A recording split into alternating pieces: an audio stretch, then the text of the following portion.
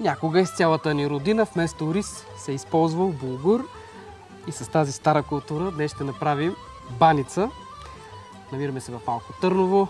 Първо трябва да намажем тавичката. На времето са ползвали маса. Намазваме добре тавичката. На времето са правили баниците с маса. Но тъй като от скоро време сме вегетарианци, нали, нашето семейство, и зато и отбягваме маста. А и тук в градината си сеем, произвеждаме се и така. И в този ред на мисли, за улеснение на всички, използваме готови точени кори. Да, използваме готови точени кори. И така, намазваме кората, нареждаме в лугенци. Винаги ли по две слагаш? По една две. Върху друга? Да. В плакета, каза? В плакета слагам малка тавичка или плакета. Яйцата са домашни. И всяко отделно да не би да има някой развалено. Една купичка. Ето я, ето тази така. ще използваме. Много добър съвет. Да, може да ми асистираш. Абсолютно. Така, така и сипваме вътре. Аз дори си мисля, че и при купените яйца е хубаво да използваме това правило. Да, преди да ги смесим отделно, ако случайно има. Да, защото може да има. Развалено и така да влушим цялата продукция. Да, трябва да изхвърлим всичко. Така. Колко? 5-6? 5-6 яйца. Блага баница ще стане. Да, като едното го оставаме отгоре за заливка. И как бихме познали едно яйце дали е развалено? Трябва да мериш. Има миризма. Така, слагаме една чаша кисело мляко. Като в киселото мляко слагам един бак пулвер. Това е приблизително 2 непълни чайни лъжички. Да. Сега трябва да го разбъркаме бак пулвера с киселото мляко. Може би в по-стари времена са използвали сода бикарбонат или амонячна. Да. Сода бикарбонат и амонячна. Малка ще бъде чашата. Чашата? Да я ползваме купичката, защото шуми. Амонячната сода също е хубава, но тя има някакси така по-специфична миризма. И сега разбиваме така. Докато разбиваш и редиш следващите кори, да ни кажеш как е обработен булгура. В хаванче. Жито, чукам си го в хаванче и по такъв начин си го правя. Така.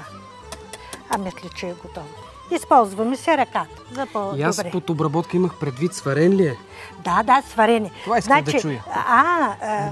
Аз не ви разбрах. Да. Значи, предварително това е една чаша булгур, който в сурово състояние трябва да го измием с студена вода, за да може да падне нещастието. И го заливаш с 3 части вода и сваряваш? Да, и го сварявам, за да може да добие готов вид, защото бързо става баницата.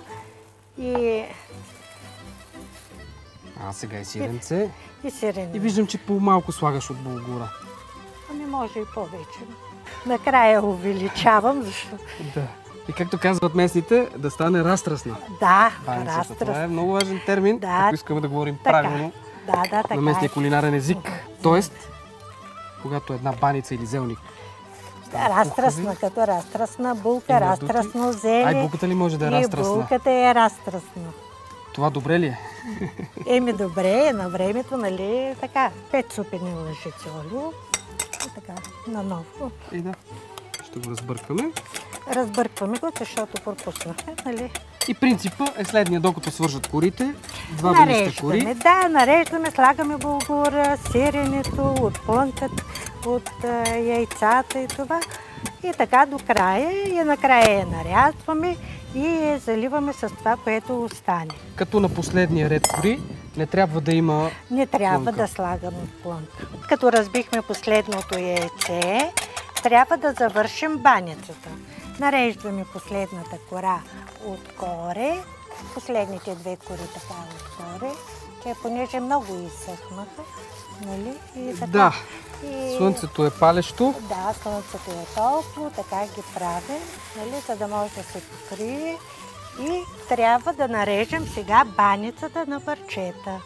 Така, режем я на парчета. Може би за да диша. във форма, каквато пожелаем. Може на ромбчета, на правоъгълни парчета, нали, в свободен текст. Формата трябва да бъде. Май други не останаха. Да. Нали? Но все пак имаш право на избор. Да. На ромбоиди. Да, трети вид. Да, така Този го както изпуснах. турската баклава. Сега отгоре покриваме с останалата смес. Последното яйце, което казахме, че го разбихме. Вътре има и олио, понеже баницата е вегетарианска, нали така споменахме. И за това я правим с олио. За закуска ли е подходящо да се поднесе? Може за закуска, може и за вечеря с кисело мляко, с айран, с домашно. Тук, нали, имат кози, гледа се животни и така. И аз бих избрала айряна. Може, да, с едно студено айранче, Топлата баничка с топла булгур. баничка и като закуска, и като вечеря. Май не го разпределих правилно, ама ще стане. Аз не се съмнявам. Така, отгоре да си покрие. И баницата вече е готова. В фурна, забравих да кажа, 180 градуса се пече. За 30-40 минути трябва да бъде готова. Петранка Николова е от Поморие, но живее в Малко Търново и казва за себе си: станах търновска булка. В момента подготвя къщата си за селски туризъм. Харесва много странджанските песни и участва в фолклорната група на Калинка Дренчева. Петранка приготвя най-често кексове и различни вегетариански ястия. Обича да бродира гоблени и покривки, както и да плете. Много си харесва Малко Търново с интересните къщи, туристически места и тишината.